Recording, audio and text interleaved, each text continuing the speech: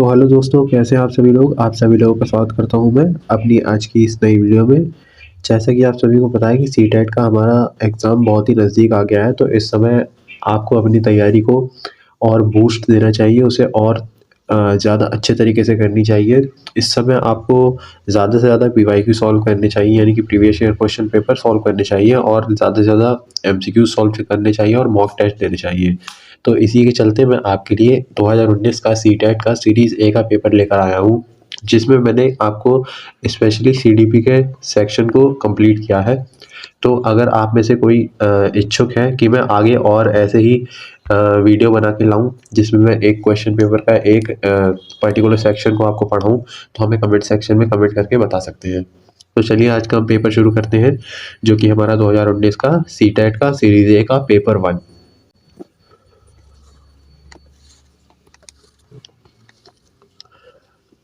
देखते हैं हम अपना चाइल्ड डेवलपमेंट एंड पेडागोजी का पहला क्वेश्चन। भाषा के अर्जन एवं विकास के लिए सर्वाधिक संवेदनशील अवधि कौन सी है। तो इसके हमारे ऑप्शन हो जाएंगे जन्म पूर्व अवधि, प्रारंभिक बाल्यावस्था, मध्य बाल्यावस्था या फिर किशोरावस्था। तो पहले का आंसर हो जाएगा हमारा ऑप्शन नंबर 2, यानी कि प्रारंभिक बाल्यावस्था। ये हमारा राइट आंसर हो जाएगा, जो कि हमारी प्रारंभिक बाल्यावस्था होती है वो 2 से 6 वर्ष होती है। क्वेश्चन नंबर 2 है हमारा, निम्नलिखित में से कौन सी लॉरेंस कोलबर्ग के द्वारा प्रस्तावित नैतिक विकास की एक अवस्था है। तो हमारे क्वेश्चन नंबर 2 का करेक्ट आंसर हो जाएगा ऑप्शन नंबर 2, यानी कि सामाजिक अनुबंधन अभिविन्यास, ये जो कि हमारी लॉरेंस कोलबर्ग के द्वारा प्रस्तावित नैतिक विकास की एक अवस्था है।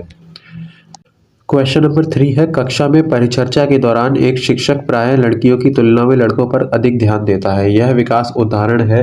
तो क्वेश्चन नंबर 3 का आंसर हमारा हो जाएगा ऑप्शन नंबर 1, यानी कि जेंडर पक्षपात। ये जो तुलनात्मक नजरिया है शिक्षक का, ये उदाहरण है हमारा जेंडर पक्षपात का, यानी कि जेंडर बायस का। क्वेश्चन नंबर 4 है, बच्चों में जेंडर रूढ़िवादिता एवं जेंडर भूमिका अनुरूपता को कम करने के लिए निम्नलिखित में से कौन सी पद्धति प्रभावशाली है। ऑप्शन नंबर 1 है जेंडर पक्षपात के बारे में परिचर्चा, जेंडर विशिष्ट भूमिकाओं को महत्व देना, जेंडर पृथक खेल समूह बनाना, जेंडर पृथक बैठने की व्यवस्था करना। तो क्वेश्चन नंबर 4 का हमारा करेक्ट आंसर हो जाएगा ऑप्शन नंबर 1, यानी कि जेंडर पक्षपात के बारे में परिचर्चा। क्वेश्चन नंबर 5 है, निम्नलिखित में से किस मनोवैज्ञानिक ने बच्चों को ज्ञान के सक्रिय जिज्ञासु के रूप में देखते हुए उनके चिंतन पर सामाजिक एवं सांस्कृतिक विषय वस्तुओं के प्रभाव को महत्व दिया है। इसके ऑप्शन है जॉन बी वॉटसन, लेव वाइगोस्की, जीन पियाजे और लॉरेंस कोलबर्ग। तो क्वेश्चन नंबर 5 का हमारा करेक्ट आंसर हो जाएगा ऑप्शन नंबर 2, यानी कि लेव वाइगोस्की। क्वेश्चन नंबर 6 देख लेते हैं। जिगसॉ पहेली को करते समय 5 वर्ष की नजमा स्वयं से कहती है, नीला टुकड़ा कहाँ है। नहीं, यह वाला नहीं, गाढ़े रंग वाला, जिससे यह जूता पूरा बन जाएगा। इस प्रकार की वार्ता को वाइगोस्की किस तरह संबोधित करते हैं। व्यक्तिगत वार्ता, जोर से बोलना, पाड़ या फिर ढांचा, या फिर आत्म केंद्रित वार्ता। तो क्वेश्चन नंबर 6 का हमारा आंसर हो जाएगा ऑप्शन नंबर 1, यानी कि व्यक्तिगत वार्ता, यानी कि प्राइवेट स्पीच।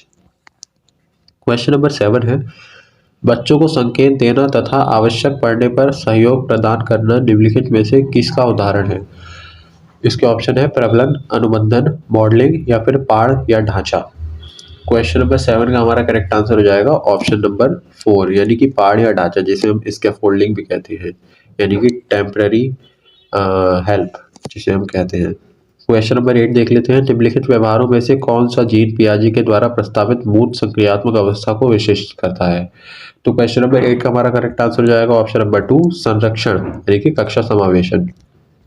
क्वेश्चन नंबर 9 देखते हैं। बच्चों के संज्ञानात्मक विकास के संदर्भ में निम्नलिखित में से कौन सी पियाजे की संरचना है। तो क्वेश्चन नंबर 9 का हमारा करेक्ट आंसर हो जाएगा option number 1, schema. Question number 10 देख लेते हैं। आकलन का प्राथमिक उद्देश्य क्या होना चाहिए।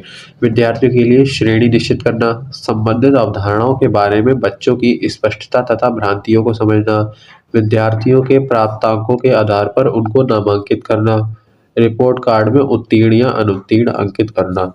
तो क्वेश्चन नंबर 10 का हमारा करेक्ट आंसर हो जाएगा ऑप्शन नंबर 2, संबंधित अवधारणाओं के बारे में बच्चों की स्पष्टता तथा भ्रांतियों को समझना।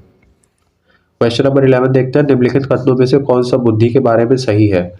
तो क्वेश्चन नंबर 11 का हमारा करेक्ट आंसर हो जाएगा ऑप्शन नंबर 4, यानी कि बुद्धि बहुआयामी है तथा जटिल योग्यताओं का एक समूह है। वो क्वेश्चन नंबर 11 का हमारा ऑप्शन नंबर 4 करेक्ट हो जाएगा। क्वेश्चन नंबर 12 देख लेते हैं। रूही हमेशा समस्या के एकाधिक समाधानों के बारे में सोचती है। इनमें से काफ़ी समाधान मौलिक होते हैं। रूही किन गुणों का प्रदर्शन कर रही है? सृजनात्मक विचारक, अभिसारिक विचारक, अनम्य विचारक या फिर आत्मकेंद्रित विचारक। तो हमारे क्वेश्चन नंबर 12 का करेक्ट आंसर हो जाएगा ऑप्शन नंबर 1 यानी कि सृजनात्मक विचारक यानी कि क्रिएटिव थिंकर। क्वेश्चन नंबर 13 देखते हैं। शिक्षण अधिगम प्रक्रिया में वंचित समूह से संबंधित विद्यार्थियों के द्वारा सहभागिता कम होने की स्थिति में एक शिक्षक को क्या करना चाहिए? तो क्वेश्चन नंबर 13 का करेक्ट आंसर हो जाएगा हमारा ऑप्शन नंबर 4, अपनी शिक्षण पद्धति पर विचार करना चाहिए तथा बच्चों की सहभागिता में सुधार करने के लिए नए तरीके ढूंढने चाहिए। क्वेश्चन नंबर 14 देखते हैं।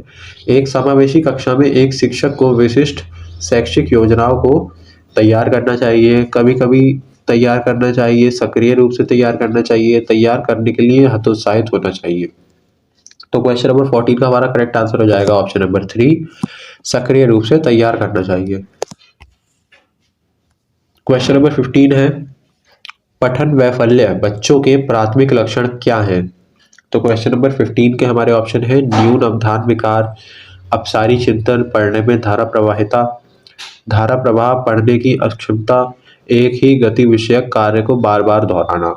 तो क्वेश्चन नंबर 15 का हमारा करेक्ट आंसर हो जाएगा ऑप्शन नंबर 3 यानी कि धारा प्रवाह, पढ़ने की अक्षमता, ये हमारा इसका करेक्ट आंसर हो जाएगा। अब देखते हैं अपना क्वेश्चन नंबर 16। शिक्षा का अधिकार अधिनियम 2009 में उल्लेखित की गई समावेशी शिक्षा की अवधारणा निम्नलिखित में से किस पर आधारित है? तो क्वेश्चन नंबर 16 का हमारा करेक्ट आंसर हो जाएगा ऑप्शन नंबर 3, अधिकार आधारित मानवतावादी परिप्रेक्ष्य पर। क्वेश्चन नंबर 17 देखते हैं। संरचनावादी ढांचे में अधिगम प्राथमिक रूप से यंत्रवाद याद करने पर आधारित है, प्रबलन पर केंद्रित है, अनुबंधन द्वारा अर्जित है, अवबोधन की प्रक्रिया पर केंद्रित है। तो क्वेश्चन नंबर 17 का हमारा करेक्ट आंसर हो जाएगा ऑप्शन नंबर 4, अवबोधन की प्रक्रिया पर केंद्रित है।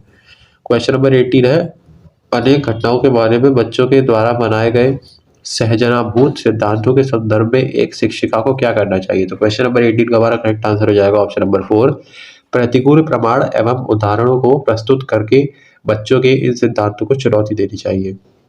क्वेश्चन नंबर 19 देख लेते हैं। छात्र केंद्रित शिक्षा शास्त्र की क्या विशेषता है? केवल पाठ्य पुस्तकों पर निर्भर होना, बच्चों के अनुभवों को प्रमुखता देना, यंत्रवत याद करना या फिर योग्यता के आधार पर विद्यार्थियों को नामांकित करना तथा वर्गीकरण करना। तो क्वेश्चन नंबर 19 का हमारा करेक्ट आंसर हो जाएगा ऑप्शन नंबर 2, बच्चों के अनुभवों को प्रमुखता देना। अब देख लेते हैं क्वेश्चन नंबर 20। संवेग एवं संज्ञान एक दूसरे से डैश है, इसमें बताना है डैश की जगह पर क्या आएगा, पूर्णतः अलग, स्वतंत्र, सन्निहित या फिर संबंधित नहीं है। तो क्वेश्चन नंबर 20 का हमारा करेक्ट आंसर हो जाएगा ऑप्शन नंबर 3, सन्निहित।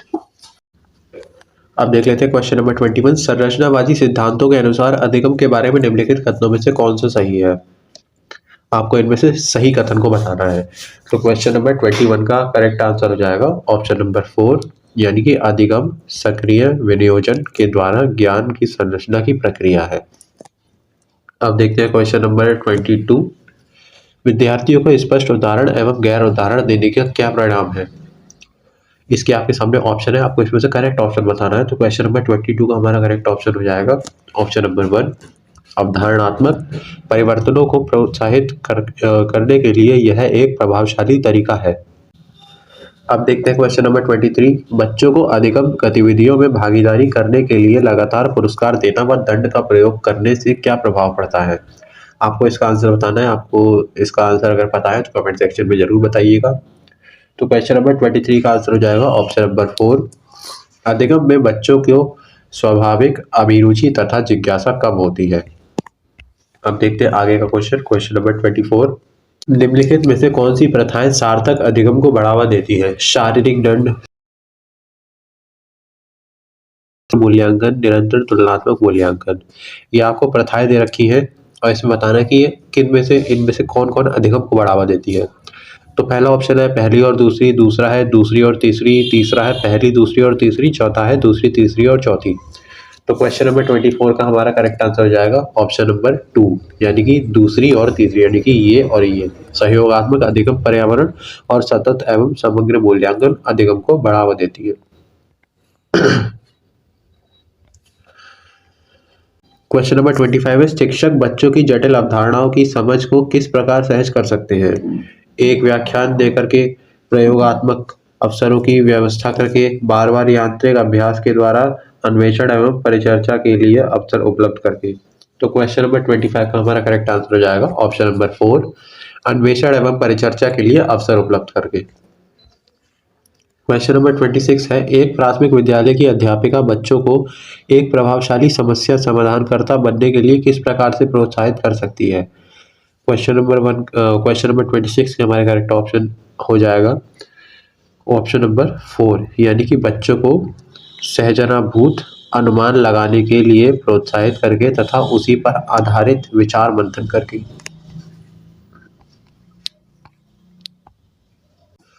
क्वेश्चन नंबर 27 है, निम्नलिखित अवधि में से किसमें शारीरिक वृद्धि एवं विकास तीव्र गति से घटित होता है? तो क्वेश्चन नंबर 27 का हमारा करेक्ट आंसर हो जाएगा ऑप्शन नंबर 1, शैशवावस्था एवं प्रारंभिक बाल्यावस्था। क्वेश्चन नंबर 28 देखते हैं, निम्नलिखित में से कौन सा विकास का सिद्धांत नहीं है? इसमें आपको ध्यान देना है, नहीं बताना है आपको कौन सा सिद्धांत नहीं है। विकास जीवन पर्यंत होता है, विकास परिवर्तनीय होता है, विकास आनुवंशिकता एवं पर्यावरण दोनों के द्वारा प्रभावित होता है, विकास सार्वभौमिक है तथा सांस्कृतिक संदर्भ इसे प्रभावित नहीं करते। तो क्वेश्चन नंबर 28 का हमारा करेक्ट आंसर हो जाएगा ऑप्शन नंबर 4, विकास सार्वभौमिक है तथा सांस्कृतिक संदर्भ इसे प्रभावित नहीं करते। अब देखते हैं क्वेश्चन नंबर 29, वैयक्तिक विभिन्नताओं का प्राथमिक कारण क्या है? तो क्वेश्चन नंबर 29 का हमारा करेक्ट आंसर हो जाएगा ऑप्शन नंबर 4, आनुवंशिकता एवं पर्यावरण के बीच जटिल पारस्परिक क्रिया। क्वेश्चन नंबर 30 जो इस वीडियो का लास्ट क्वेश्चन है, इसे देख लेते हैं। निम्नलिखित में से कौन सा द्वितीयक समाजीकरण एजेंसी का उदाहरण है? परिवार एवं पास पड़ोस, परिवार एवं मीडिया, विद्यालय एवं मीडिया, मीडिया एवं पास पड़ोस। तो क्वेश्चन नंबर 30 का हमारा करेक्ट आंसर हो जाएगा ऑप्शन नंबर 3, विद्यालय एवं मीडिया, यानी कि द्वितीयक समाजीकरण एजेंसी का जो उदाहरण है वह है विद्यालय एवं मीडिया। तो दोस्तों इसी के साथ हमारा वीडियो यहाँ पर खत्म होता है। आप में से 30 में से आप लोगों ने कितना स्कोर करा है ये हमें कमेंट सेक्शन में ज़रूर बताइएगा। इससे हमें भी पता चलता है कि आप लोगों की पढ़ाई का लेवल किस तरह है और हम आपके लिए उस तरह से वीडियो ला सकें और आपकी पढ़ाई के लेवल को और ऊंचा ले जा सकें। तो धन्यवाद, थैंक यू। आप हमारे चैनल को सब्सक्राइब करिएगा और वीडियो को लाइक करिएगा।